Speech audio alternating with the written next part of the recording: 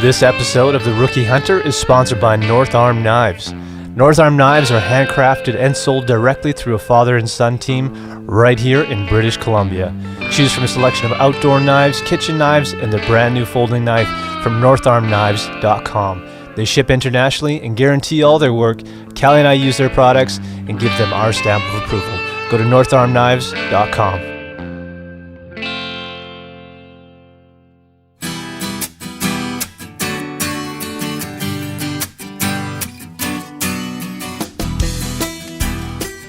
Hey guys, welcome to episode 43.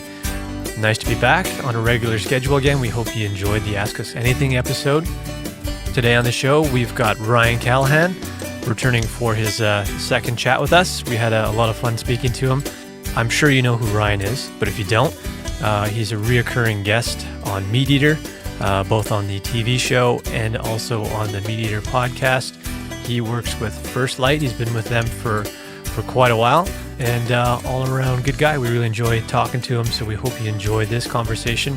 We're jumping into some mule deer tips and tactics. Kelly and I are pretty excited to get out and chase some mule deer come September here, so we hope you enjoy what he has to share with you. If you want to check out Ryan, make sure you just go and follow him on Instagram and Twitter. First Lite's website is firstlite.com. Check them out. And if you guys haven't left us a rating and review, please go to iTunes and do that for us. You can also subscribe to the podcast, or you can share it with your friends and family through social media. All those things go a long way. If you want to help us out, you can go to our website, which is therookieHunter.com. From there, you can donate to the show. You can contact us. You can send us anything you like, your hunting stories, ask us questions. Everything is available through the website. So make sure you go to therookieHunter.com. Let's get into this episode. Sit back, relax, crack a cold beer, and enjoy episode 43 with Ryan Callaghan.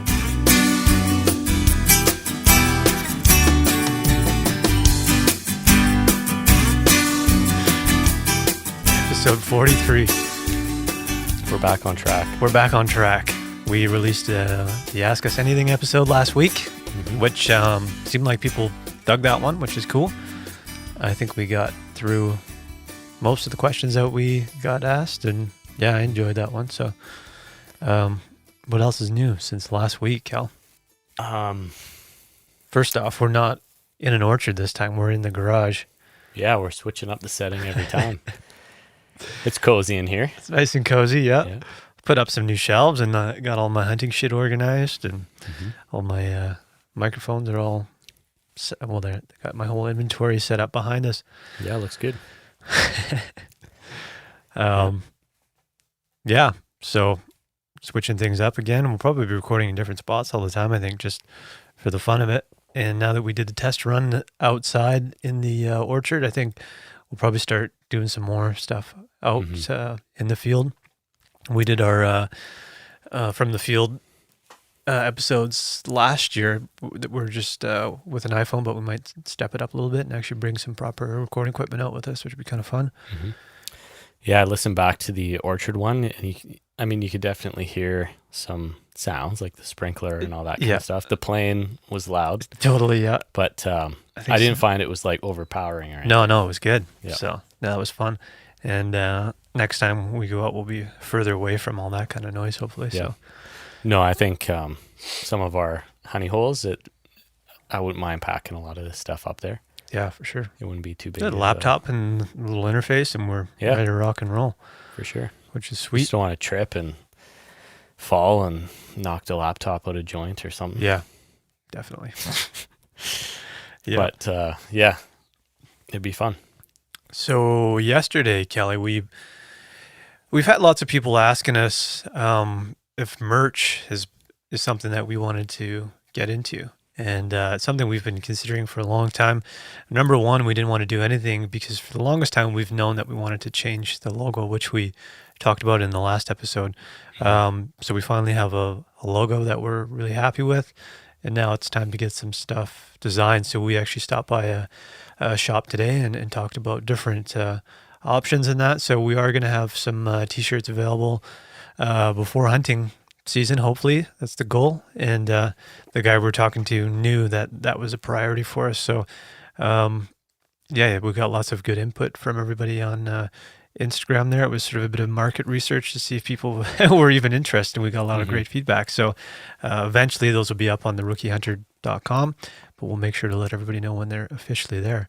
But I'm kind of stoked on the design options, and I'll wear one. I would too. Yeah. But we had a lot of good feedback. People are willing to pay a few extra bucks for conservation. Exactly. Too, right? Yeah, so I was excited to hear that. Look at some options there, and I don't know if we can specifically pick one or if we're going to leave that option open. So kind of like if you've ever shopped on First Lite, you can pick what conservation you want to donate to.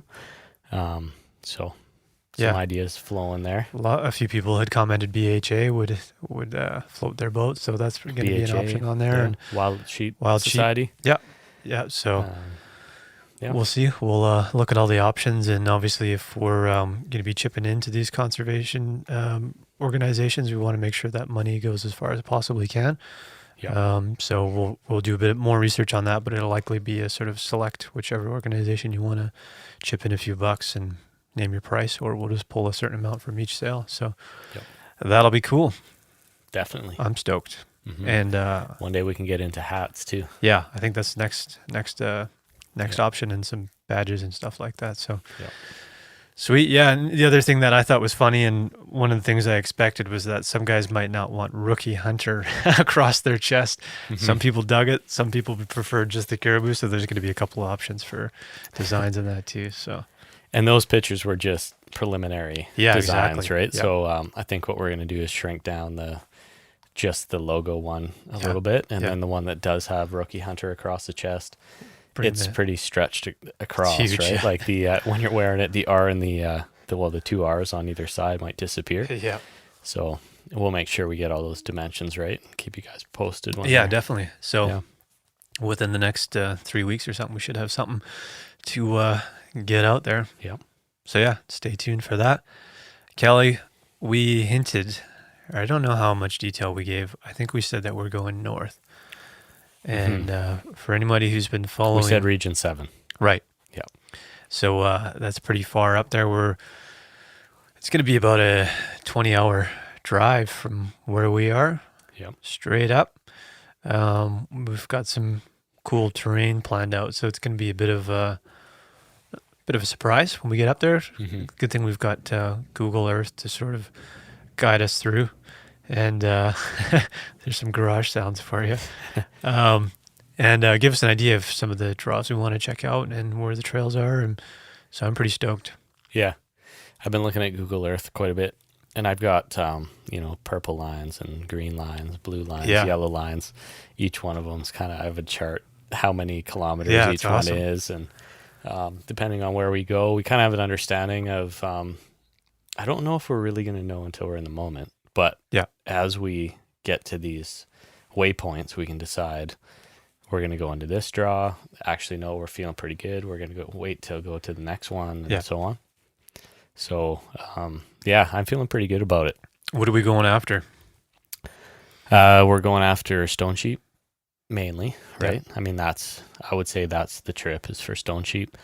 But there are a lot of caribou up there, and depending on what we see, maybe we end up with caribou. What's on tap today? It is Four Winds Juxtapose. It's a wild IPA. Yeah. We got to start drinking different beer. We've got another one lined up for after this one, but we're hooked on the Four Winds. Sorry, guys. Yeah. We just get drawn to it. I know, especially when it's summertime. It's like, can't go wrong with that. Yeah. So, I mean, there's stone sheep, priority number one. Yep. And they say if that's your priority, don't sway from it. Otherwise, you get distracted. But, I mean, you never know what's going to happen in the moment. The biggest caribou you've ever seen, or the only one we've ever seen, legal one, might walk by and maybe we change our minds, right? Yeah. Totally depends on the situation, the weather, and how we feel. But there are also elk and moose up there. I don't think moose is going to be too realistic unless it, maybe on our way back we don't get anything and something's standing. We're 2 kilometers from the truck. So that one's a little far-fetched, but they have everything up there. Yeah. I kind of wish we would have applied for some grizzly bear limited entry up there around this time if it's open, but it's too late for that at this point. Mm-hmm. Oh, well. Because our plan did change. We were thinking Region 6, and we were thinking keeping it down in the Okanagan region. Now we're back up to Region 7 again. Yeah. So, it is what it is. And that's why you start your planning early, because things change. Limited entry draws have a big impact on where you may or may not go. And, I'd say we didn't lose anything by changing areas. No. In fact, now there's 2 other locations that we know fairly well as far as what our options are. So that's all good stuff. So next year we've got those options lined up already. For sure. Depending on what happens. So yeah, I'm just, I don't know. I mean, I don't have super high expectations personally of, getting a sheep. Right. I don't really know what to expect, but I do want to get up there. I want to experience it. I want to scout it. Mm-hmm. I want to check out some of these other trailheads, even if it's just like kind of looking down the draw from the highway or whatever. Yeah. Like I just want to see it. Yeah. And we want to get up there, and wherever we go, we'll get a bunch of pictures. Yeah. Take some video. I'm sure we'll run into something. Yeah.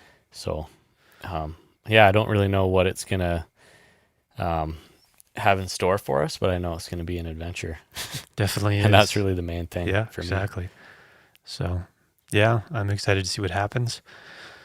Excited to I still haven't had a chance to really like get out all my gear and lay all that stuff out, but that's next. Yeah. And I also, I posted a gear list on Hunting BC forum. Oh, nice. Just saying like first stone sheep hunt, late September. Let me know what you guys think. So sitting around 55 to 60 pounds. Yep. That's including rifle, food, approximately 10 pounds of food, 3-pound camera. Yeah.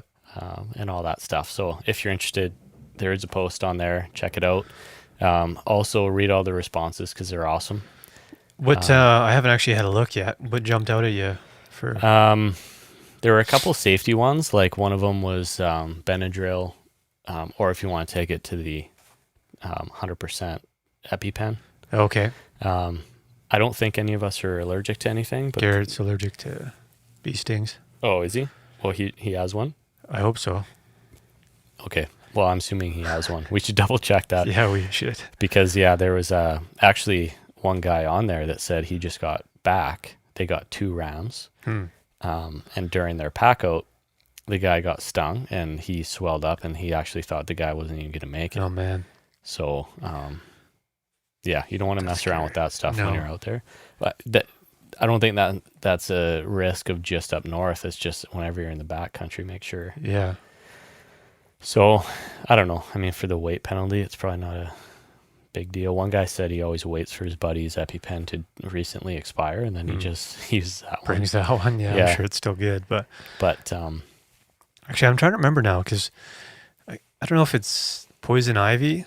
No, it must be bee stings because every year we used to go camping at Mirror Lake up near Caslow, Kootenay Lake area, and while we're up there, it was always like landed on Garrett's birthday, and he would always get stung, and his face would swell up and his eyes would shut and that. So we should probably make sure he's. Yeah, we want to make sure he's ready. And then, I don't know. Yeah, I don't know. I mean, I don't feel like I'm allergic. Are you allergic to anything? Not that I know of, no. No? Just like mild seasonal allergies. allergies. Seasonal allergies, but that'll be long gone. Yeah. By the time we're up there, so. Yeah. So that was one thing. Some people saying, you can cut this, you can cut that, you should add this, you should add that. Right. One comment, which was valid, was the ammo. So right now I have 3, I'm accounting for 3 shells in the mag. Yep. And then 9 extra shells. Right. So I was thinking 12 total, 7 days. And he was thinking 20. Other people are saying you're going to need no more than 8. So it totally depends, I think, on your risk tolerance. Right. And I I don't know. I wouldn't go any less than 8. I was thinking 10 to 12 was a good number. A few for wolves, a few for grizz, hopefully one for an animal and some extras. But yeah, if I need to take more than 2 or 3 shots at a ram or something, maybe I should reevaluate why I was shooting the first shot. But the idea is to be, like we were saying on previous episodes, put your work in at the range. Yeah. Try to get it to one shot. We're both shooting 30-06 too. Yeah. Which is nice. So between the two of us, and then I can't remember what Garrett just bought something new too. He bought a Seiko Finlight 270. Nice. Yeah. Beautiful gun. Yeah. Really nice. So he's calling it a sheep gun. Yeah. So I love to buy a sheep gun. Me too. I'd like that. Mine's almost a sheep gun. It's a Tikka Light stainless. So, I mean, it's pretty light. It's a 30-06. I think it would be cool to have a short action, kind of really short barrel, 20-inch barrel kind of thing, like 7mm 08 or something. Right. But I don't know. I'm always thinking about the grizz in the bush too. Like, I like the 30 caliber. Yeah, likewise. But can't go wrong. Sweet. I had something on my mind I wanted to bring up here, but I can't remember what it was. Going blank. What else have we been doing here? Oh yeah, I went for a rabbit hunt. Yep. So here's what happened. I got up. Well, Ashley was going to babysit the kids, so she was getting up super early because of just the way that their shifts worked out. She had to be there early. Your nephews and nieces? Yeah. So anyways, she was getting up at 4:30. So I'm like, okay, sweet. I'm gonna get up at 4:30 as well, and then take off just a little after 5. So I get up, make coffee, got all my gear ready to go. She leaves, have a quick breakfast. I come downstairs here, grab all my stuff, bring it outside, put it next to the car, and then go up to grab the key. It's gone. And so she took off with it in her purse, and then I was stranded there without a vehicle, which was awesome. But she kindly came back. But by the time she got back here, it was 8. It was after 8 sometime. 8:30 or something. Yeah, it was probably 8:30. So by the time I got up to the elevation where I wanted to hunt rabbits, it was already well after 9 o'clock. And my experience with rabbit is usually like you got to be out there before 9 o'clock. They usually just like vanish after 9. So basically I got up there at the worst possible time. But plus, who knows what the weather's doing to them, right? Like it's been so dry and so hot. And when I got up there, I'm like, man, I don't even know if I feel comfortable with a firearm in the bush up here. There were certain areas where it was really green and there was like enough, I don't know, vegetation and stuff. Like heavily shaded areas looked really green and healthy. And then you would get out of those more shaded areas and get to open stuff. And it was just tinder dry, man. So you think like you beam a 22 off of a rock or something like that and spark I don't know, maybe I was just being paranoid, but all it takes is a spark. Yeah, exactly. So I'm like, this feels weird. It just feels like just, walking on the stuff, it's going to ignite. It's crazy how dry it is. Well, the good thing about some of these areas is they've already had a fire that's run through there, but I mean, not to say that a brush fire would be, I mean, that would be bad too. Still be shitting my pants and I wouldn't feel good about being responsible for it. No, exactly. So Yep. So as far as backcountry goes, I'm getting a little concerned about that in general for hunting season too. Yep. It's like they've already shut down off-road in the backcountry, which my understanding is actually off the roads, not just the main forest road. Yeah, they're not allowing any ATVs or dirt bikes or anything. Yeah. So hopefully it gets better before it gets worse. Especially like September's going to be here in no time. Yep. We're supposed to get some rain this weekend, so. Yeah. The other thing is, we mentioned I'm going to be heading to Vancouver Island for a fishing trip. Yep. And that's happening Wednesday. I'm going to be driving out of town, and we're going to Kiyukit Sound, Murphy Sport Fishing. But I actually got an email today that is related to the Alaskan Fish and Game Club, or Fish and Game. And apparently in South like southern Alaska, ocean, they're shutting down Chinook salmon for recreation and commercial fisheries. Which, if you're not familiar with how the map looks, that actually dips down like along BC. Along BC, yeah, quite a ways. So I don't really know if that's I haven't heard that that's gonna affect my trip. I hope it doesn't. But we'll see what happens. Yeah. So basically, the salmon stocks are not looking good, and they're effective August 10th. Alaska shut down the retention of those fish until further notice. Right. Basically, they're thinking through September. Crazy. So. Not good. No. You know what? I was reading something a couple of weeks ago that said we should expect to see more great white sharks off the coast of BC. Just because the waters are getting that much warmer further north. Yeah. They're just going to keep moving up. That's crazy. That is crazy. I'd rather they stayed south of BC. Get out of here. Yeah. So, yeah, man. Interesting. All these things we just mentioned are sort of related in one way or another to the warming of the planet. And I don't know. Hopefully it changes at some point. We're not on a good path right now. That's for sure. Yeah, it's going to take some management for sure. And it's a good thing Alaska is that tuned in, right? Yeah, it's funny. It's like, so you say, they're going to be, there's a chance they could close it down for you guys, which is like a bummer because you're like, I wish they'd keep it open. Yeah. But at the same time, you understand why it might have to be done. You got to do what you got to do. Exactly. The only thing I worry about is like, does that mean I get some money back? Yeah. Because, it's all paid for. So it would suck to go there and be like, well, you can only fish for halibut. Right. And cod, I guess, too. And cod, yeah. Yeah. Which would still be pretty good. Yeah, it would. But you have limits, right? So, you go from having your salmon limit, your halibut limit, your cod limit to just cutting that in half. Mm-hmm. True. So, I don't know. We'll see what happens. I haven't heard anything. Hopefully things are okay down here. I have no idea. I haven't heard much. Yep. Crazy. So, anything else you want to add? No, I don't think so. Nice. So, we're going to have Ryan Callaghan on again. It's always good to talk to Ryan. Mm-hmm. Looking forward to it. Pretty excited. The topic of discussion for today is MeatEater. Yep.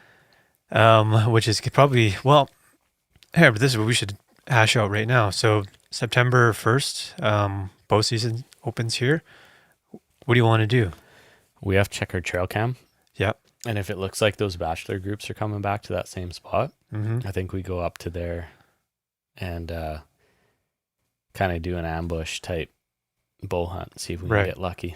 Set up on the hillside there? Yeah. Kind of where the camera is? Yep. I can't imagine how hard it would be to actually stalk in with a bow in that spot. I mean, just to kind of paint a picture, it's steeper ground, rugged, a lot of slate rock, shale. Yep. So I don't know. I just think it would be extremely hard. And I see videos of like Remy Warren with a recurve, stalking in without his shoes, and it's crazy. But I don't know. Yeah, we'll see. The other option would be to go up a little bit further and try and call in an elk. Yeah, true. Which would also be the only thing with that is we haven't actually seen a 6-point elk up there. No. I'm sure there is a few. I can't remember how many points were on that one. Last year I saw one when we were out. 3, I think. Yeah. Yeah. But we haven't really spent too much time looking for them. Yeah. I think if we went back to where we saw the, where you called in the cow there, and I don't know if there's cows around. It sounds like there's they're in there. Mm-hmm. We just haven't seen them, so obviously we're not in the right spot, or they're just not too many of them. I don't know. Yep. But that would be fun too. It would. Maybe we'll find something on the trail cam. Yep. Yeah, I mean, there's spots around our spot that I'd like to try out too, whether it's for elk or mule deer. Yeah. You just, every time we go up there, it's kind of like, oh, I wonder what that little marsh area is seeing. Yeah, I know that's kind of been calling us for a while. And we heard guys in there calling elk. I think we should get another trail cam. Yeah. Next year. Cha-ching. Yeah. Actually, you know what? We missed a question on the Q&A. Did we? Yeah, my wife asked when the money stops. Oh. When the spending stops. What did you tell her? I said I'm pretty much done.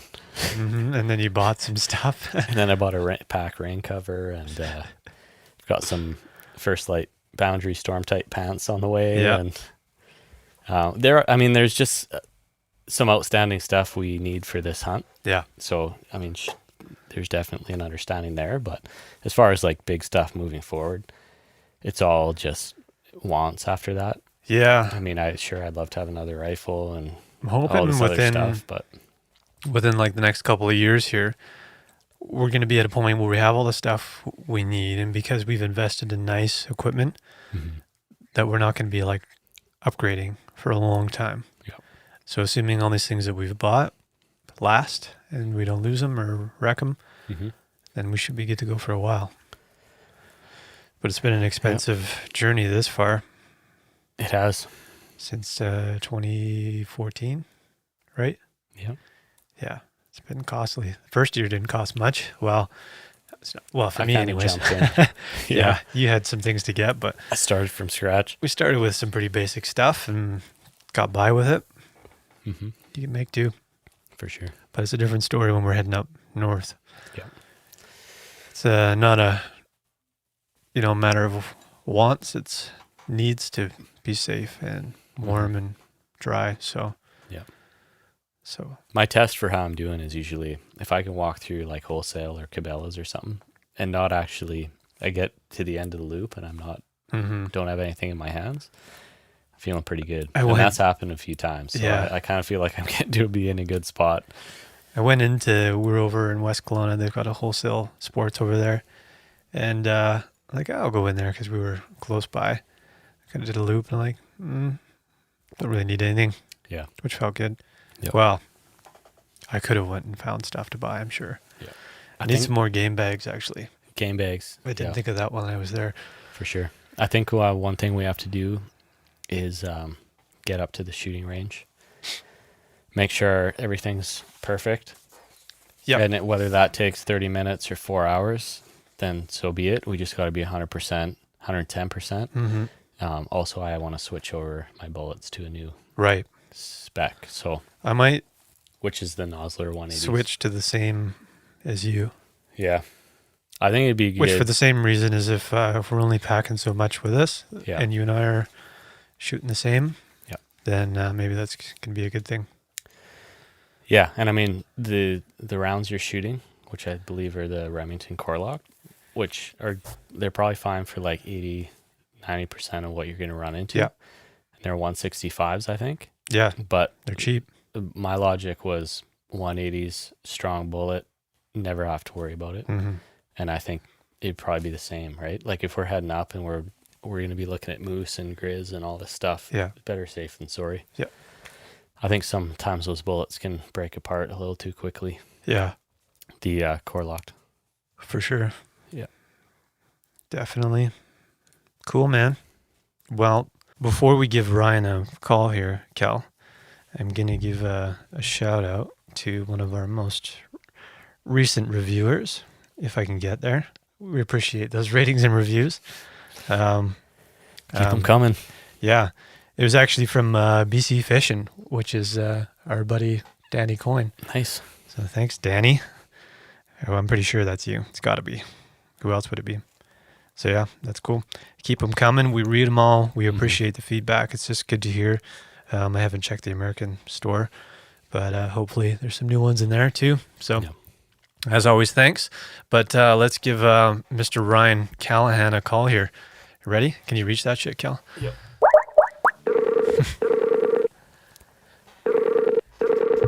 Hey, man. How you doing? Hey, Ryan. Good. Yeah, sorry I got the third time this has happened where I've decided to try to do this from my home. Okay. And I have so much to do here that I just totally forget about the podcast side of things. Yeah, that's all good, man. Last time we talked to you was in December, and I think you're working on your kitchen maybe at that point. How are the renos coming along? So yeah, I finally put a real countertop in the kitchen, and then tiled in the backsplash, and that's looking pretty sharp. And Nice. I put in some floating shelves, and now I am working on the downstairs bathroom. So I totally demoed that thing down to the studs, and now I built the shower pan, tiled that thing, and now I'm tiling the walls right now. And it's, it's really not, I mean, for somebody who, if you had time to actually work on this stuff, it is really not far away. Right. But for me, it's going to be a bit. So. Yeah, fair enough. Well, it sounds like it's coming along anyways. That's good. Yeah. I got these nice noise canceling Bluetooth headphones. Oh, perfect. Fancy. That, super fancy, but yeah, it doubles as ear pro, and I'm working on stuff here at the place, and moving up in the world. Yeah, get a pipe in my tunes too. Nice. Perfect. So man, it's it's like I said, it's been since December since we chatted with you, and it seems like you are just all over the place doing stuff. What have you been up to? If you can summarize a few exciting things you've done since we last chatted. Well, yeah, I mean, December is, that's a super kind of lockdown month for me, because I'm getting all of our stuff and all of our folks geared up for trade show season. Right. And then, then I'm just on this like whirlwind tour of doing the trade show circuit after that. So, like, the most fun thing, a buddy of mine, Rachel Vandevort, who works for Kimber, actually. Okay. Great. Actually, that was my first new rifle purchase in a lot of years since high school. Actually, I bought a Montana, Kimber Montana, and 280 Ackley improved. Nice. And yeah, it's been a fantastic rifle. Nice. Ultralight. Figured I needed an ultralight rifle since I hardly ever squeeze the trigger. Nice. I actually picked up one of those in a store locally, and it's so light. I felt like I could just huck it right across the store. Yeah, it's crazy. And, that isn't necessarily always a pro, right? Like, those crosshairs definitely bounce even on the bench rest. Yeah, true. But yeah, so anyway, she called me up, and she'd bought a fishing trip, redfish, down in Louisiana at auction, at a backcountry hunters and anglers auction, and the folks that were supposed to go with her and her husband bailed, and she called myself and another buddy of ours that we all used to guide with, and we went down and got a fish redfish for a few days. Very cool. So that was a cool adventure, and then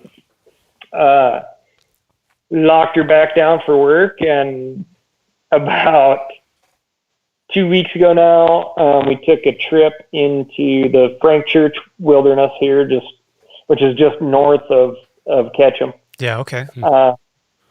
And we took 14 llamas into the backcountry, and we got some like-minded industry folks back into the woods there out of cell service, and talked about being responsible companies, giving back and working on the conservation front, and, right, and still trying to, while not losing sight of the gear, producing the best gear that we can. Mm-hmm. Yeah, that was a super cool trip. And, nice. Yeah, fitting place to do it for sure. Oh, it was great. Yeah, took some pack rafts back there and got out on the lake and taught some folks that have never fly fished before how to fly fish, and Nice.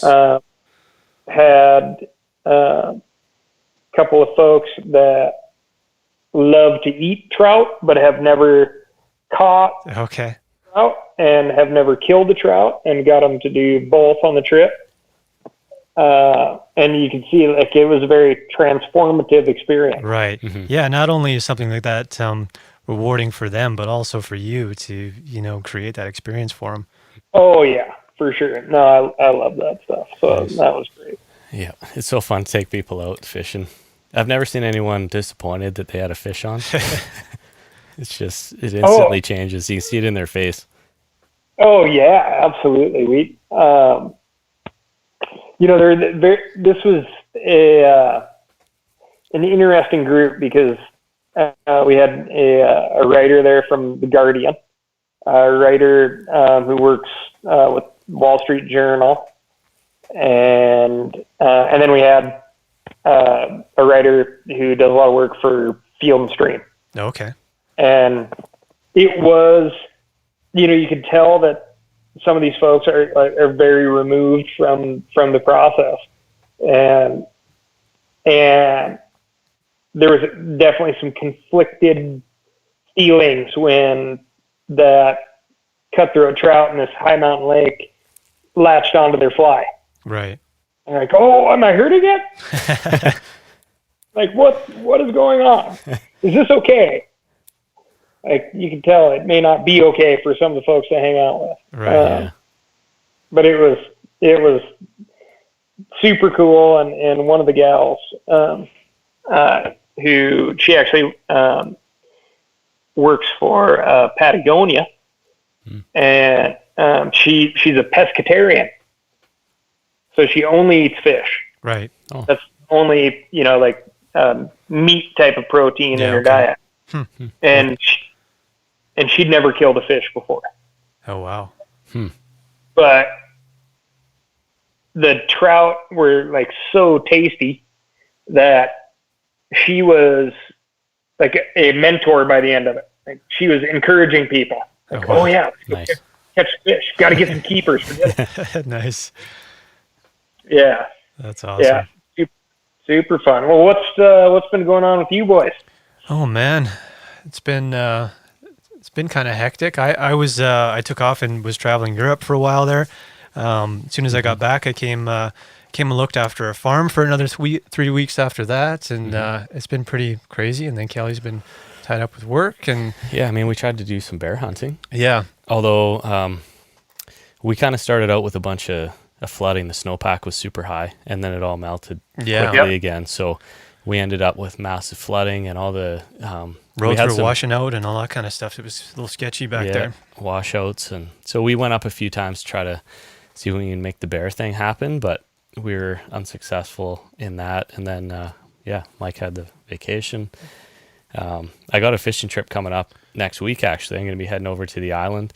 Going to be trying to catch some Chinook and halibut and lingcod, so I'm looking forward to that. Awesome. Yeah, first time.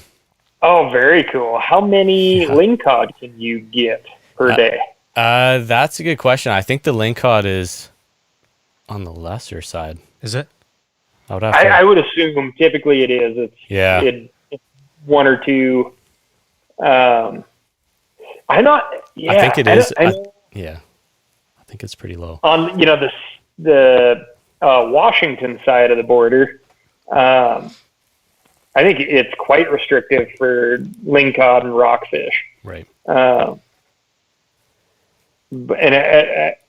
I've heard it is you can get a couple more on the BC side there, but that is an amazing eating fish. Yeah. Definitely. Oh yeah, it's amazing.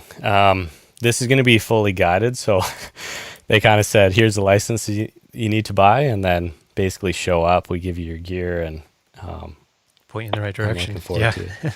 But yeah. Well, I mean that type of stuff. That's unless you want to get fully invested. That's the best way to do it. Oh, for sure. Yeah, It's almost guaranteed. big boats. Yeah, and you get to kind of concentrate on putting fish in the cooler, and you don't have to worry about the gas bill and Definitely all the other millions of things that go into that. So. Yep. Yeah. Going back to our black bear hunt there, we actually hooked up with Jeff Lander, who is your friend, and it was through you that we found out that he lives just close to us here in Kelowna. So he was kind enough to point us in the right direction of some good spots in the north of Okanagan here, and we did see some animals, but nothing that we wanted to take a shot at. But Jeff's an awesome guy. He's been a great resource for us, and he's always answering questions for us. So he came on the show. Yeah. Yes. Yeah. No. Jeff is a good dude, and you're gonna have to talk him into getting over there at a PG where he's doing his bear hunting. Yeah, for sure. Did you make it? You made it up there this spring, didn't you? Yeah, went up. We had a bunch of writers up there, and really focused on the food aspect. Okay. You know, it's super important to me because, black bear in general, folks are kind of afraid of eating the meat. Right. I've found they're very cautious of it, and spring black bear in particular, people get freaked out about. And so we really focused on cooking. And actually, the gal that I mentioned before, Rachel, she shot the first bear of the week, and it was this big, rutted up, stinky boar. Nice. And we had 13 people in camp, and we pretty much ate the entire bear the entire week. Oh, wow. Yeah, she went home with about 5 or 6 roasts, nicely wrapped and packaged. Nice. And that's about it, because that's pretty much all we ate the whole week. So. Perfect. Yes, and everybody else that got bears took home every ounce of meat, which was the goal. How are you guys cooking that mainly? Like, did you have a few favorite recipes up there? Yeah, well, bear shanks, the forelegs, are unbelievable for ossobuco. And, they're just like this, they're diggers, they're diggers and climbers, and they're using those paws a lot. So, big, strong tendons in there, and that really helps to lubricate the meat. That collagen gets all gooey and awesome, and makes a really, really, really tasty dish when you do it ossobuco style, which is really just,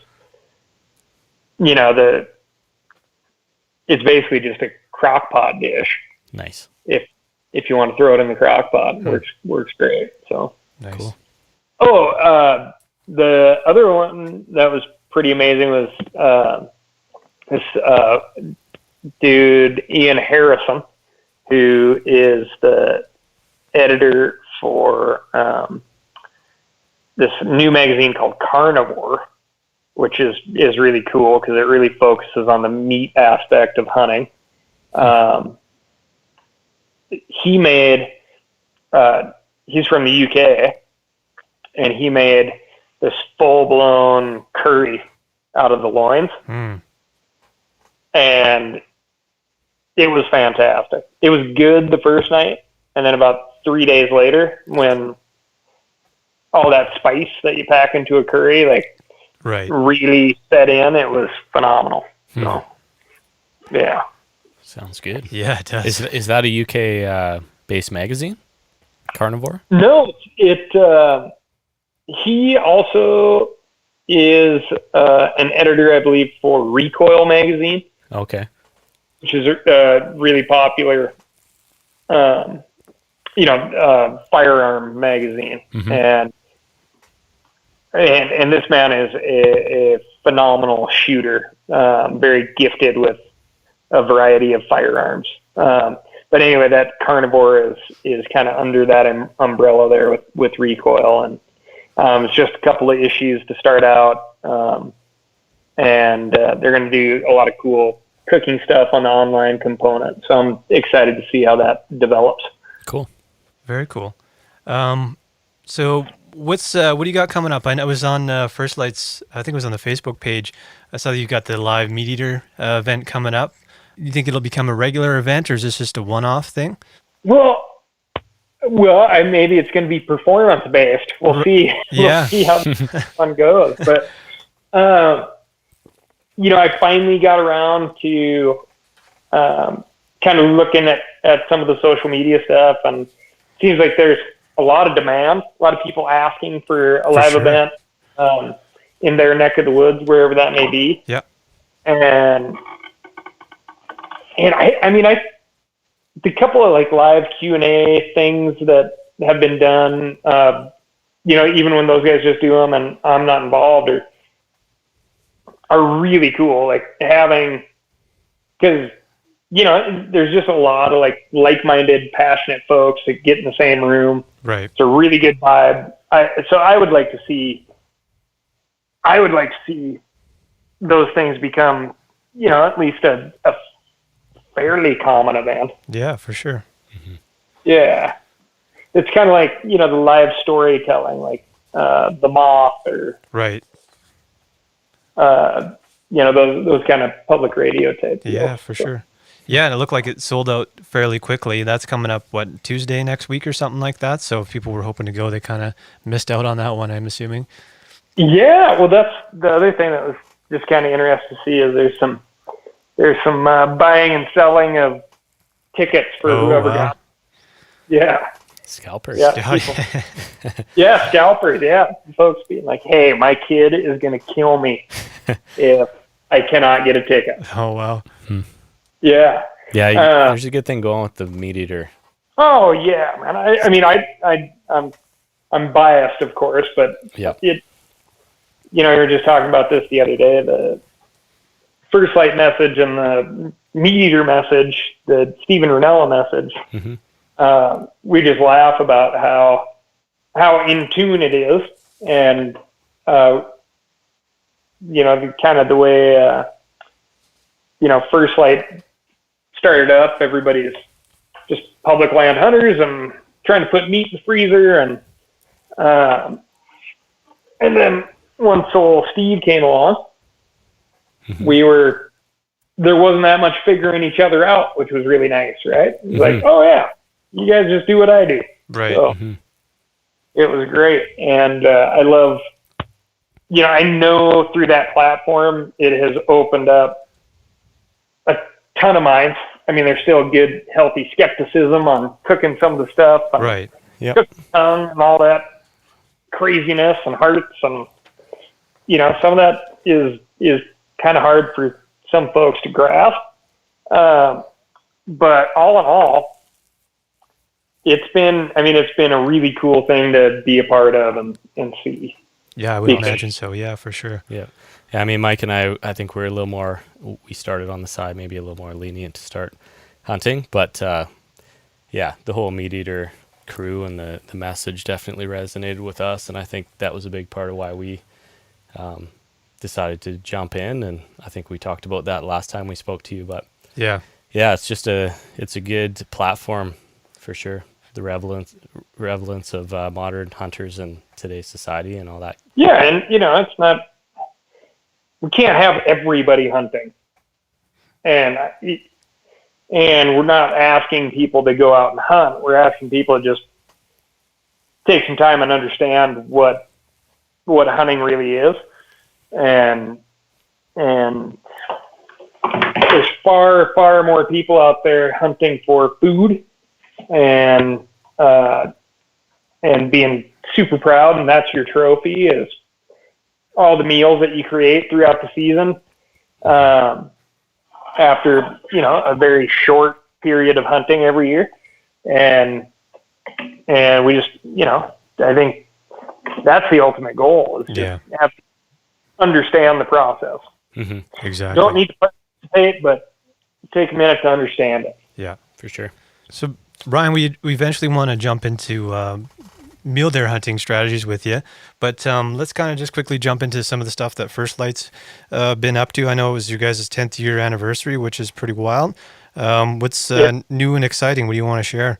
Oh, man. We have, an incredible amount of stuff coming up. We have some super cool products that I've been really, really waiting for that will certainly fully round out my mountain hunting kit. That unfortunately I can't quite talk about yet, but once we kind of round that out, I'm hoping we can kind of really dial down on making everything as good as it possibly can be. Really get focus in on a few things that I think sometimes you charge a little too hard on being like, boy, we got to make this piece because that's what's missing out of my kit. Right.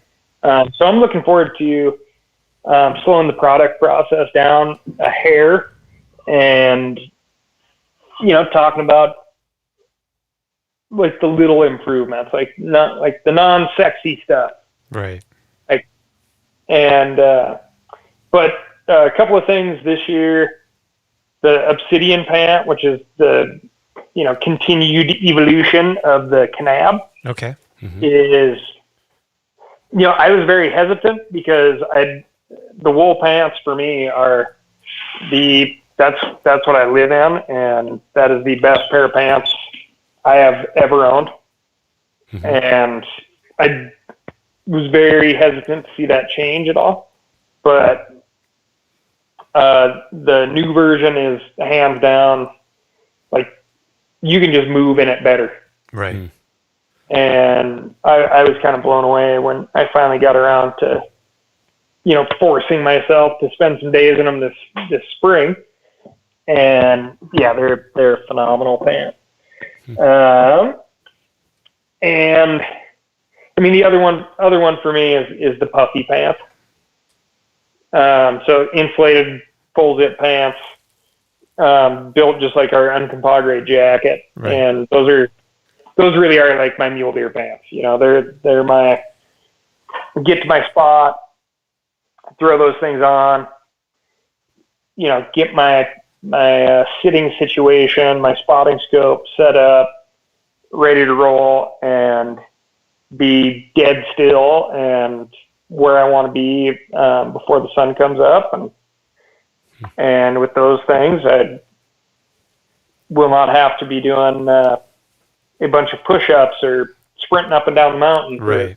for 3 hours, Yeah, for sure. And those have the side zips so you can throw them on easily. And yes. Yeah. Nice.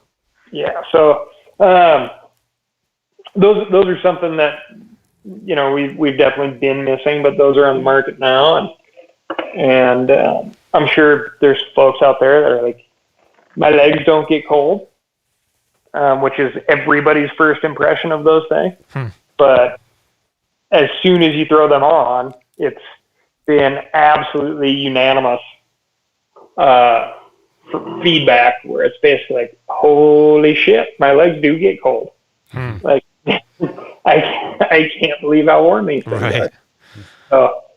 And really all it is, especially you get into steep country, out there in BC, and you're in these little tight coulars that, you don't want to be shooting across them. They're not that small, but you can definitely see what's going on. So, for these big old bucks that have been around, been through the game a few seasons, you cannot be moving. You have to be still because those bucks are doing just as much watching as you are. Right. So, and that's where those pants come in handy. Perfect. Well, I might have to add those to the never-ending list of things I need to purchase. So you sold me on them. Well, that's what I'm fighting against, right? Right. I am not a stuff guy. Yeah. I don't like having extra stuff, but I feel like I got, an edition or two this season, and an edition or two that'll hit in 18. Okay. And then really the variety that's in the line is for mountain hunting. It's totally dependent on how your body functions, right? Right. Mm-hmm. And, some guys run hot, some guys run cold, some guys sweat up a storm, some guys never sweat. Right. And that's where that variety comes in and where it's really helpful. But yeah, I mean, we're striving to make a really tight kit. Not in the business of just selling you stuff to sell you stuff. Yeah, for sure. There's plenty out there like that. So. Yeah, definitely. Yeah, and I mean, it seems like the beauty First Lite has is the Kokona technology too. Like the breathability there is for the guys that do sweat a lot or run hot. That's probably what you want to be looking at. Yeah, and the technology side of things is something that we're always going to be pushing, and we're constantly tinkering with this stuff because we use it all the time. Mm-hmm. And it's not just, we don't use it just for hunting, and this is a very active community, very similar to Kelowna, where it's like very, very seldom do you run into a single outdoor sport person, right? Everybody mountain bikes, everybody gets out on the water somehow, some way. Yeah, for sure. Yeah, I've got the Seek Storm-Tight jacket that I picked up. I believe it was January, February, but that turned into my ski jacket. It's turned into my jacket I'm taking to the island on the fishing trip. It's my snowshoe jacket, my mountain bike jacket. It's everything. So it's awesome. And this stuff is way too expensive to just pull it out during hunting season. Exactly. Yeah. Yeah, and that's one of the things I like too is you guys have the solid colors. I'm not much for camo, and that being another reason too is that I don't want to be wearing camo everywhere. So if I can use these things for multiple purposes, then that's a huge benefit for me. Mm-hmm. Not the camo casual type of guy. No. It's very regional. Actually, you know what? It wouldn't bother me so much, but I don't think my wife would go anywhere with me if I was rocking camo all the time. So maybe you just have to slowly introduce it. She'd get used to it. Yeah. Start with socks. Well, it is funny. Here on the ski hill, it is everywhere. It's definitely over time become a locals brand for the winter months. Right. Yeah. And it's hilarious, it's like the whole freestyle ski team. Yeah. I think it kind of started with the snowboarders. I remember them, you were wearing camo quite a bit. But I ordered the Storm-Tight pants too. And I ordered those in Fusion. And I'm thinking, I was thinking about skiing too. But I thought, whatever. I'll rock the camo on the ski hill. Oh, yeah. No, yeah. I mean, Burton has kind of their fun brand or fun camo, winter sport camo, hip camo. Oakley has some too, I think. Right. And it always kind of comes in and out in the snow sport world. But up here, it's really funny. You'll see like the whole 14 and under ski team will have like full Fusion grizzly mitts. That's awesome. Nice. Like one kid gets them, then everybody's got to have it. Yeah, for sure. Yeah, it's pretty cool to see it like that. That's great. And it seems like sorry, what's that? Cut you off. Oh, it's community involvement in the brand. Yeah, for sure. No, that's awesome. The women's line seems to be growing all the time. With First Lite, is that something you're seeing a lot more demand for? Yeah, definitely. The ladies definitely get a lot of attention as well. And yeah, our approach, I think, is a very solid one. We like things to be tested. We like to, slowly introduce and make sure that we're building the foundation right. Yeah. And yeah, so we're starting slow and we're making sure it's not something that's going to we're trying to avoid making products that should never have been made. Right. Mm-hmm. Right. The stuff's got to have a purpose, and that's the track that we're taking with the women's stuff. Yeah, so great. And all of our stuff. Mm-hmm. So the demand is there, and we are slowly meeting it. We just want to make sure that, like I say, we're not selling somebody something for the sake of selling it. Yeah, for sure. Well, that's great. Before we hop into the mule deer side of things, anything else you want to add about First Lite? Oh, I mean, that's what I do. I can talk about it all. But no, I'm every year is our best year. Yeah, for sure. We're, like I said, just always working, and it's really fun thing to be a part of and see how this stuff develops and see what ideas you have that take off and which ones that you kind of have to go, oh, I guess that was a terrible idea. So it's a fun process. Yeah, that's, it's one of the things that Kelly and I appreciate about First Lite is you guys are always raising the bar. The stuff that you're putting out there is obviously, a lot of time and effort and care and thought goes into it. So, and then of course the people that you guys have working there, it's, I don't know, it just resonates with us. And I think a lot of people see that from the outside too, as far as the First Lite brand goes. So I think you guys are doing things right. Oh man, I appreciate that. Thanks. Yeah, for sure. I mean, it always is, man. It always comes down to the people, and we have phenomenal folks in the office. It's like it's not a place that you dread going to, and you're watching the clock to get out of there. Yeah, for sure. I mean, more often than not, like my house project is taking a hit because all of a sudden you look at your watch and it's 6 o'clock, and right. You're having a beer at the office with everybody. So, and I know that's not something everybody has to go clock in at the computer can say. So no, that's definitely true. Well, obviously we'll check in with you again as more things come out from First Lite. But let's talk mule deer because September is quickly approaching. And you haven't been to Kelowna yet, have you? I have never been to Kelowna. Yeah. So I don't know how much Jeff has told you about it, but it is a great area. The Okanagan in general is great for mule deer hunting. And last year, Kelly and I had our first really successful taste of mule deer hunting and both brought home a buck.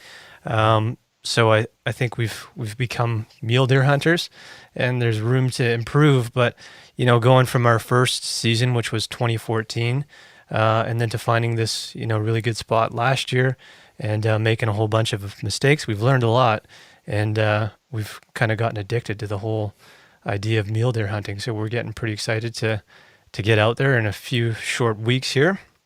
And we thought it'd be fun to ask you some questions about, try and look at it from a rookie perspective for somebody who's going out there for the first time, or maybe somebody who's, moving to a new area.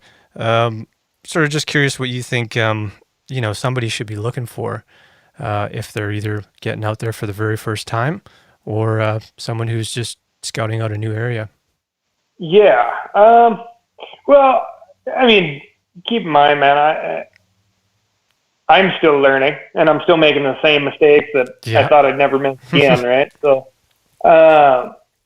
which is always fun because you always know, right? You're like, oh, yeah, I made that exact same mistake last year. Right. So maybe the mistakes are some of the good places to start. But when you think it is time to leave, stay. Right. Is typically a good one. You have to, particularly for older bucks that aren't going to give you that classic stop and look behind the mule deer thing. You have got to go slow. Right. And you've got to be willing to say, I'm going to come back tomorrow. Right. Situation's not right. Right. And that's purely a time in the woods thing. And, like I said, I mean, that's still a decision that I make and get wrong some of the time. For sure. Most of the time, probably. But, I think with mule deer, it's almost like picking flies out of the fly shop, right? It's like, if you look at a fly and you're like, oh, that's a super cool fly, really that's probably going to catch a fish. Right. Right? Because you're going to be fishing that thing with confidence. There's a lot of mule deer country, a lot of mule deer spots that, I walk in there for the first time and you look around and you're like, boy, that would be a really cool place to see a mule deer. If you sit down and set up your spotting scope, chances are, if you really pick things apart, there's going to be a mule deer in there. Right. Like, see the white butt walking around. Or, it's going to be, that odd shape of an ear, a little dark patch in the middle of a weird silhouette is an ear.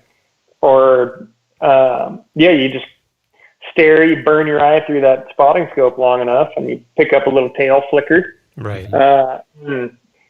You got to go through, it's kind of like mushroom picking, right? If you have one image in your mind, you're going to miss a lot of morels out there on the ground. Right. But if you are focusing on the minute details, sometimes you can miss a whole mushroom. So you got to work your mind back and forth and focus on, initially you're going to look and you're going to be looking for that big white butt, or you're going to be looking for a whole deer out there in the terrain, and do that big search and then refocus your brain and say, okay, that's a really cool spot. I'm going to pick that thing apart for an hour.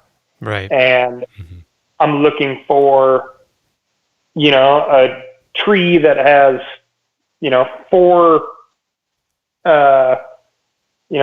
stumps instead of one.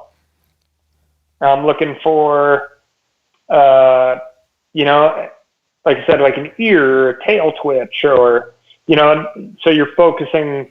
It's a difference between focusing on micro and macro. Right. What types of vegetation would you be looking for too if you're scouting out a new area? Well, for me, it's always taken a few seasons to learn. Yeah. And it certainly takes some dedication, and I'm terrible at it. To know my plants. I'm like, okay, this year I'm going to focus. I'm going to learn my plants out here. Right. But mule deer typically they start out their season in those aspen, or if there's aspen available, they like those aspen shoots, and that's critical early season. And then it changes throughout the calendar year with your moisture and elevation and exposure. So, right. The last thing they eat over here is, some of the salt brush, bitter brush, and nibbling on the sagebrush. But, right. That's, if there was fresh aspen shoots right next to it at the same time, they wouldn't be eating that stuff.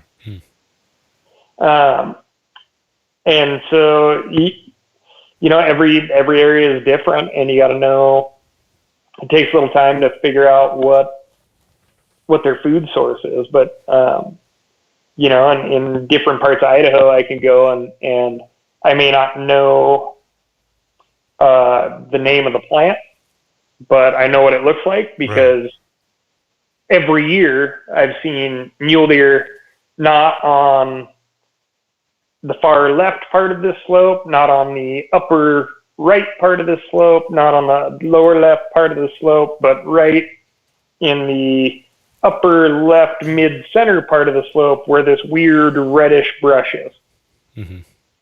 And then I start going, okay, well, I'm going to look for this weird reddish brush this time of year on these slopes that I've never seen before in new areas. And more often than not, there's mule deer on them. So, you don't need, obviously you don't need to be a good naturalist, a good botanist to figure out where they are eating. you can just kind of identify those similarities if you're a simple fellow like myself. Right. And I guess the more scouting you can get out and do, the better. You've obviously got your renovation going here, but are you finding that August is a time where you should be going out there and checking out new areas if that's what's on your list of things to do? And I guess if you're going out earlier, how far do you find the deer staying in those spots come September? Well, therein lies the conundrum, right? Mm-hmm.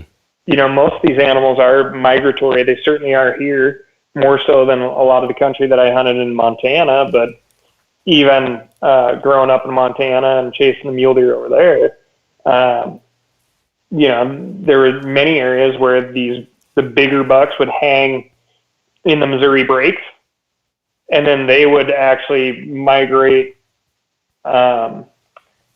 towards agricultural areas, not for the feed, but because that's where the majority of the does were. Yep. And you start learning and figuring that stuff out. So if you were scouting those alfalfa fields, be like, well, you know, there's a lot of bucks around, but they're all 2 points and 3 points early in the season. Mm-hmm. Out here, you know, there's many, many areas where if you're a rifle hunter and you're scouting right now, those deer are not going to be there during rifle season. In fact, they will be in some areas over 100 miles away during rifle season. Right. So, you know, scouting is super fun, but kind of like we talked about a little bit ago, this is small country. Mm-hmm. Like once you get to the top and you're in these coulars, it's not that big. And these deer aren't moving that much. Right. They're, you know, they're hitting their couple of water sources. They're browsing around because there's the right feed that they want at that elevation. And mind you, this is purely through my observation, right? I'm a visual learner. I learn through conversation. Yeah. I am not a read how-to books type of guy because I am deathly afraid of assuming some knowledge or assuming somebody else's mistakes before I make them. That's a good point. Mm-hmm. And when I make them, I know why I made that mistake. I know hopefully how to avoid it the next time. Sometimes, like we talked about it takes a few seasons, and some of these things I'm always going to try and relearn from the looks of it. But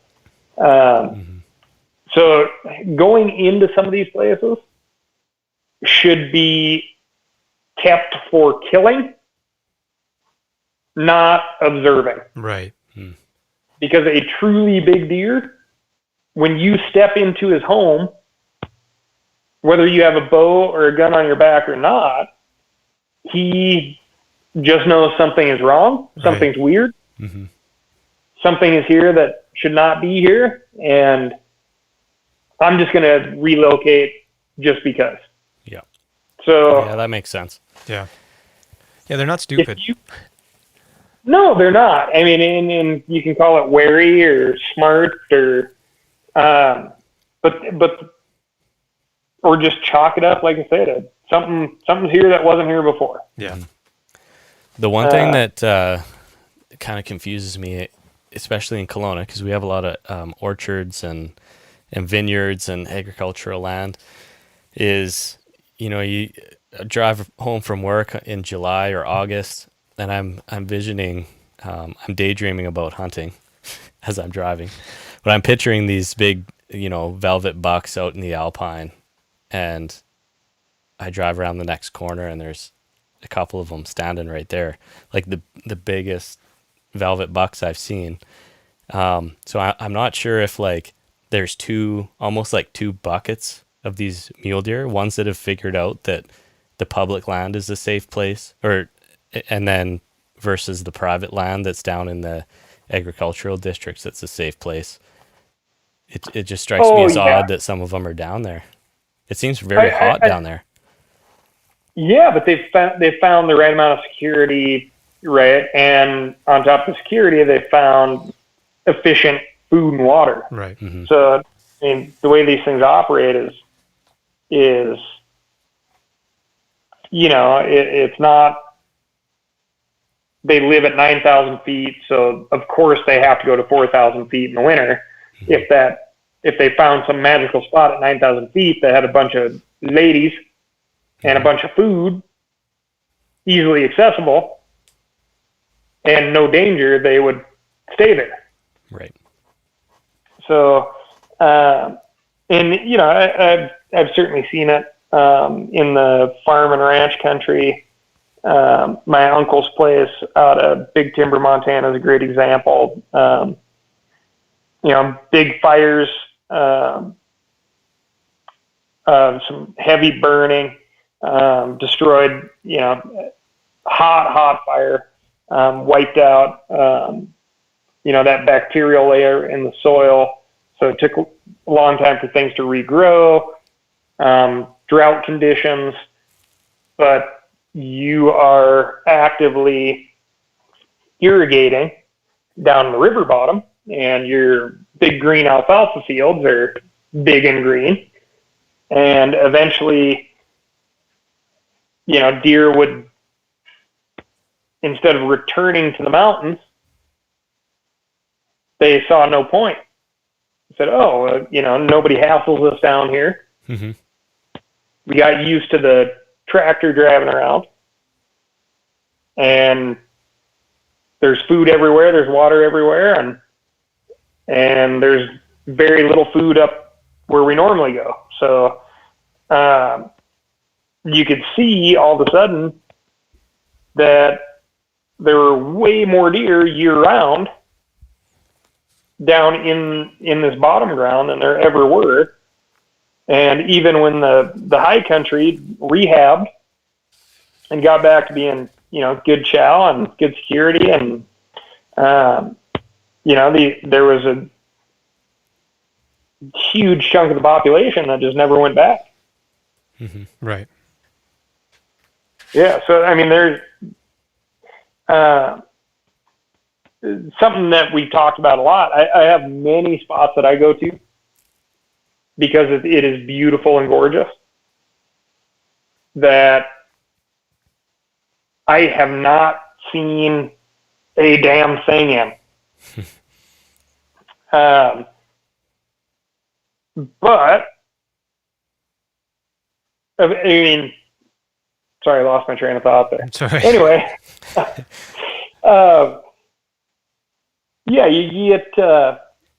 you get into some pretty country that can be lifeless. You get into some country that looks okay, but it's got the right stuff, and the animals are there, and sometimes you hit a spot that's got all of the above. But you find them where you find them. Yeah, for sure. I think one of the benefits of where Kelly and I are hunting, and I guess that goes for a lot of the Okanagan, is we have a lot of areas that have been impacted by forest fire, which obviously over time, the spot that we go to, I think there was a massive fire that was back in 2013, I believe. So now it's sort of like prime mule deer habitat. And it seems to me like numbers are really coming back strong. And obviously fire is a huge part of, what makes these areas attractive as far as vegetation and not having that thick growth where predators can sneak up on them. So I guess those are some of the things you can look for, but it's going to be different, depending on what part of the world you're in. Yeah, absolutely. I mean, great indicators, but you still need the critters. Yep. Yeah, exactly. So if we're looking at early season, so pre-rut, mid-season, during the rut, and then late season, post-rut, how much does your approach change between those three seasons? I personally feel like if archery equipment, you're going to be much better off focusing on travel corridors during the rut. Right. Because those animals are just more active. And, early season, doing the traditional, try to catch them as they transition from feed ground to bedding area, bed them down, try to sneak in while they're in their beds is great. Yeah. Again, I really caution folks that these animals are very wary. Right. Typically the high country mule deer, they don't live with a lot of animals. Mm-hmm. So they're very cognizant of what is up there living with them. So don't expect to go sneaking into their bedding area, screw up your opportunity, and have that same buck there tomorrow. Right. Chances are that dude is out of there. Right. Possibly for good. Right. Yeah. But I mean, the rut's fantastic. Super, super fun. But the old outfitter saying of, well, we'll see who shows up tomorrow, right, is the name of the game. Mm-hmm. So it can be a lot. Each part of the season has, some things that you come to really, really enjoy. right. If you're one of these fellows that likes to name every critter you come across, it's early season super fun. Yeah. Because you get to really get to know some of these animals and see their habits, and For sure. and be like, this guy always likes to bed underneath that big rock, and this guy beds out in the wide open in the blazing sun. He must be an idiot, So it's, I mean, more time in the woods, any excuse you can get. So, but post rut is tough, is really tough. Yeah. And it's a tough mental game because, especially if you've been on it all season, you've seen the whole transition. You've seen these animals be in bachelor groups and staying away from the ladies. And then they're on the move. And then they're hanging out for a little bit, but they're almost within sight, typically within sight somehow, some way of where the does are. And then all of a sudden they're in there and they're ruling the roost, and they're doing a little bit of scrapping, and new faces are showing up every day, and then all of a sudden they are gone. Right. And you need to make this mental decision. Are you going to sit there and keep watching these does and the smaller bucks that are still there? Or are you going to go to where the majority of the deer are not and try to find, these bucks that are now trying to eat, trying to regain some strength because they know they have a long winter coming. Right. And it is tough. But I drew a late season mule deer tag here in Idaho and had just an unbelievable season. Never filled the tag. Truly because I was having way too much fun being out there, right? And as soon as I punch the tag, folks expect me to be back at the office. Yeah. So I was just having an absolute ball observing this whole scene.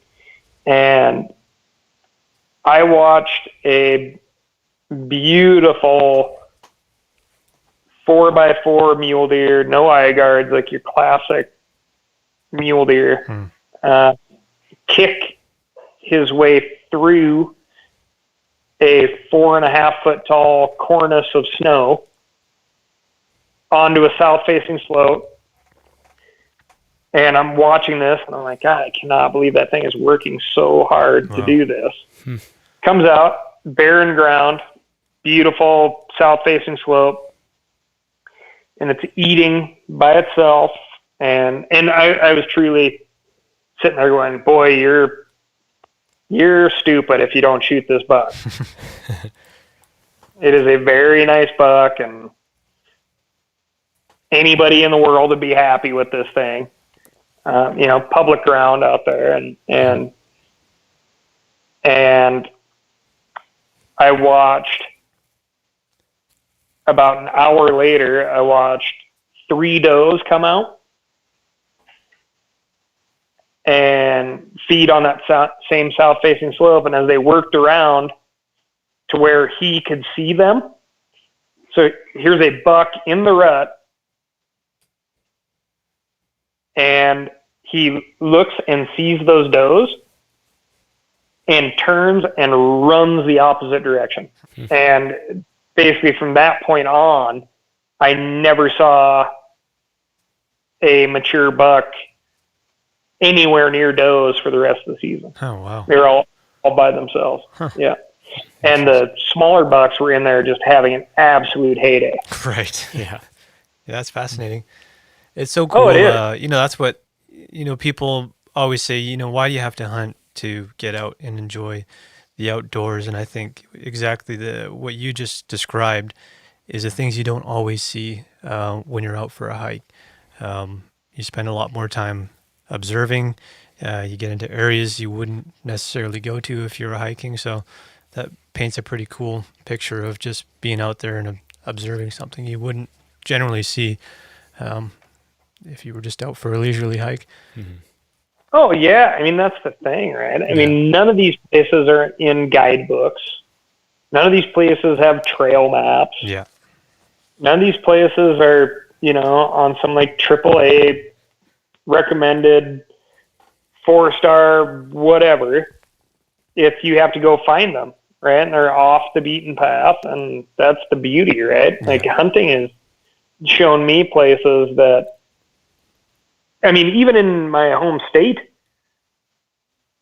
that, I'm just like, my God, I cannot believe this place is here. Yeah, exactly. Doesn't nobody know about this? Yeah. Yeah, because, there's no famous peaks there to go up and bag. There's no lake there to go recreate at. There's the only reason you would be there is if you're just somebody covering country just to cover it, or if you're hunting. Yeah, so. Exactly. Yeah, Ryan, we've already blasted through an hour. The last thing I wanted to touch on, MeatEater is available on Netflix, which is pretty cool. Season 6, I think it was episodes 4 and 5. You and Steve were out there chasing mule deer. And the amount of joy you guys had while you prepared and ate that tongue pretty much inspired Kelly and I to try it this year. What did you guys do? I know you boiled it, but what else did you do to prepare that tongue? Well, that one was just backcountry style. So yeah, I mean, that was boil it in water and slice it up and, hopefully throw a little salt on there, and that's about it. Does it taste better because you're out there and in the bush, or is that all part of it too? I think I love it because it's one of the cuts of meat that I can taste it and I'm like, that is tongue. Right. Whereas there's so much of this stuff that, I can make any part of an elk or a deer taste like beef at this point. Right. And I can, I got a big agriculture family, and, those folks just aren't that adventurous in their eating. I mean, some of my family are, and if they listen to this, they would be, they'd be pissed. But some folks are not, right? They're like, getting them to eat vegetables is a major stretch. Right. Mm-hmm. But, I have cooked bear and had major cattle folks in my family be like, oh, that's overcooked beef, right. And have no clue it's bear. Right. So, the tongue thing to me it's like this perfect chunk of meat. It comes in its own protective wrapping. I don't recommend it, but you can just chunk the whole thing in the freezer. Okay. Mm-hmm. And if you pull it out in a reasonable amount of time, you can cook it and there are no ill effects. Right. If you leave it in there too long, it does dry out. But, you take that thing, throw it in water, boil it, throw it back in the freezer, pull it out an hour later, you can peel that kind of harsh skin off of it. Okay. And then you're just left with meat that has been cooked in its own juices, and Right. it's like roast beef, man. I mean, it's phenomenal, but it has its own flavor to it. Right. And typically what I do, like big thing for Thanksgiving every year, Thanksgiving that I make every year, after I've collected my hunting season's worth of tongues, Yeah.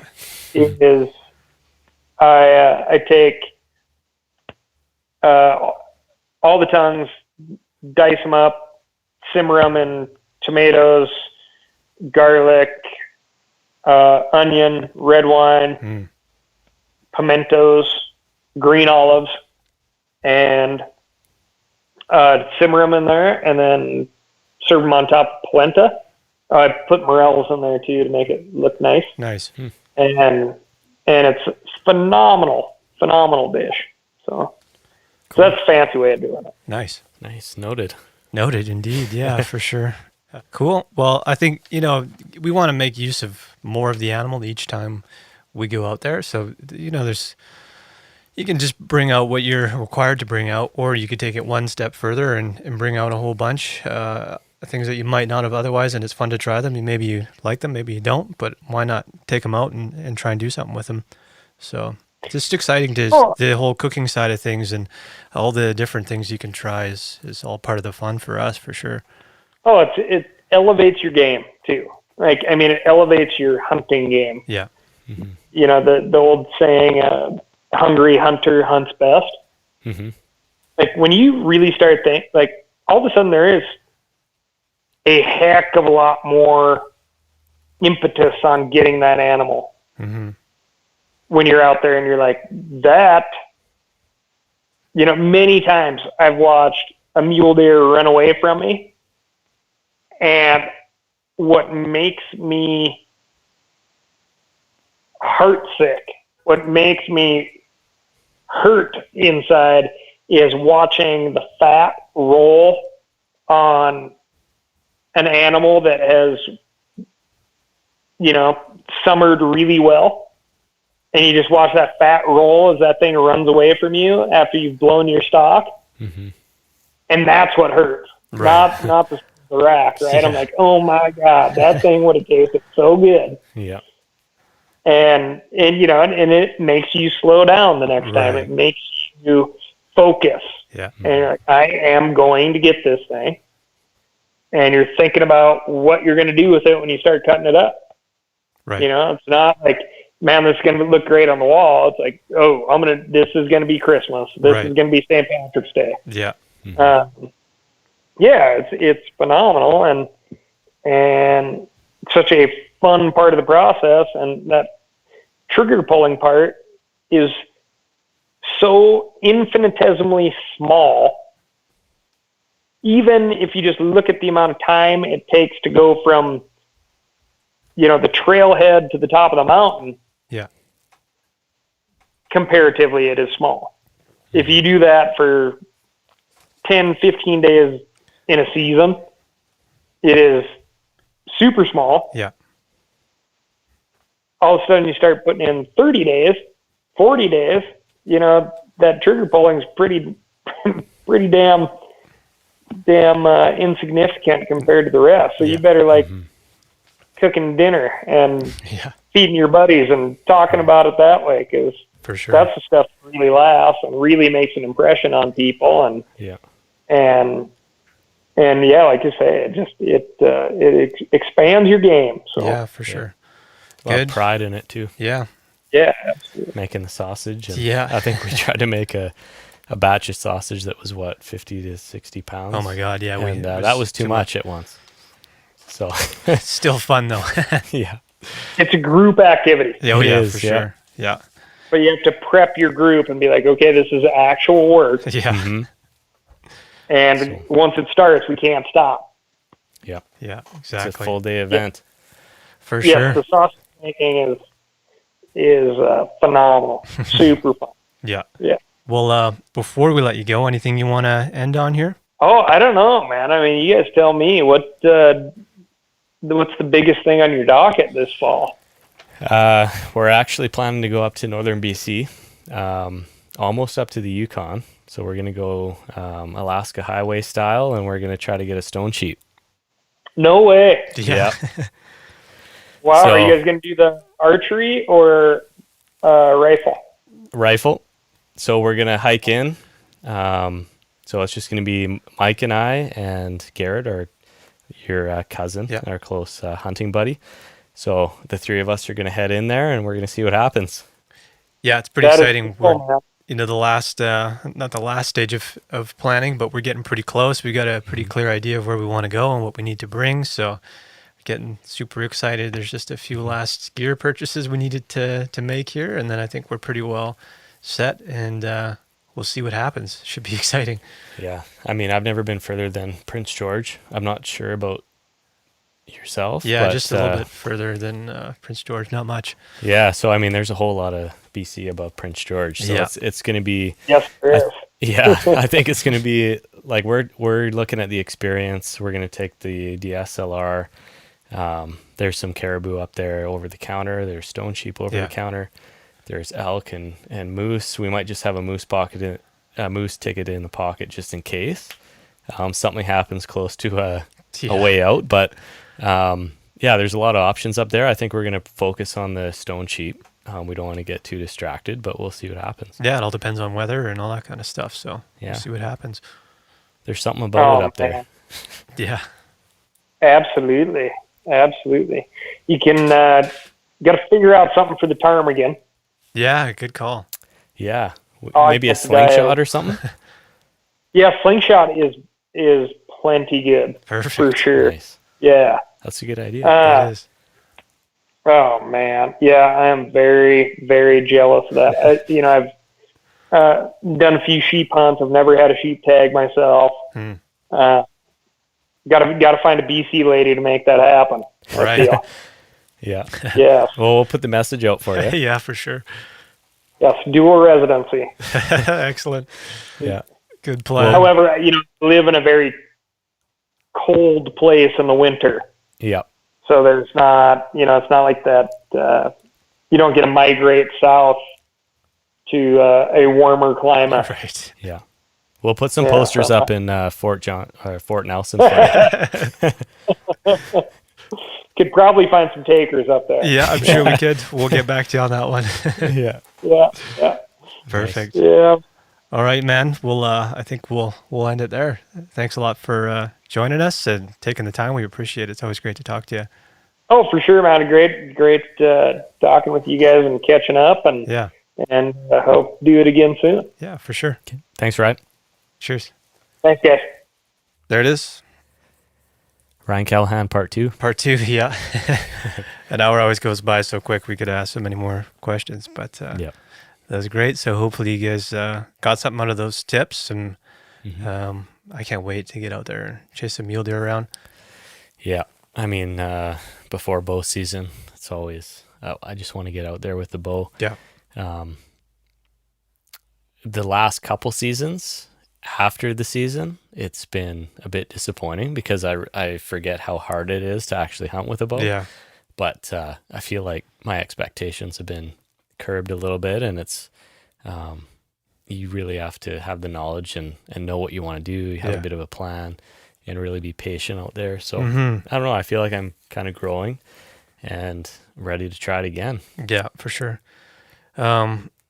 What's interesting is before we started talking to him was we were saying maybe we should go up to our spot with the bows. But he's got a good point. Yeah, especially now it's getting close, right? If we're going up there and we're spooking these guys, then we might blow our chances for rifle season. So maybe we do go and try and call in an elk for fun, and we can check the trail cam and see if there's anything happening up there. I'm sure there will be. But just leave that area alone until we know what's up there and until it's rifle season. Well, even going in there, check the trail cam. Yeah. Right? Because you're crunching around, your scents all over the place. Yeah, exactly. So, I don't know. I kind of feel like maybe the end of July would have been the time to go in and check it.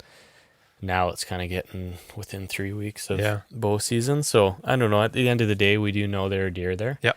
So it's not the end of the world if we don't check it. But Yeah, for sure. it's more a curiosity thing at this Yeah, I point. kind of want to get an idea of times and Yeah. patterns and all that kind of stuff. So So, I mean, maybe we go up there, we sit down, we wait, we hunt it, and then an hour or, end of the day, we check the trail cam then and on our way back. So yeah, for sure.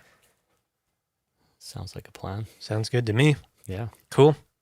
Well, And then once rifle season comes, I mean, we've been successful there last year. So I'm hoping that wasn't a spike in luck. right. And we're actually nailing down what we got to do out Yeah. there. So this will be the test. It will be. It'll be. We shouldn't get too excited, I guess. Yeah. A lot of things can change in a year. So, but I guess we'll soon find out.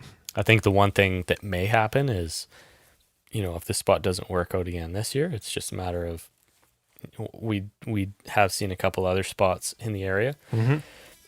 A couple of them are a little further. Yep. And if that's what we got to do, that's what we got to do. Yep. Exactly. Sweet. Well, should we call this an episode? For sure. So next episode, fishing episode. Yeah. So I'm going to bring the phone out. It'll be a on the fly iPhone recording. Cool. But Even if it's short, just give us some updates while you're out there. yeah, Because exactly. there's going to be a lot of kind of hanging out and chilling, and maybe you'll get a fish on the line while you're talking to, which would be kind of cool. So, Yeah. Yeah. And hopefully the salmon don't get shut down before hopefully we get not. there. Yeah. So fingers crossed. Talk to you guys soon. Yeah. Cheers, guys. Cheers.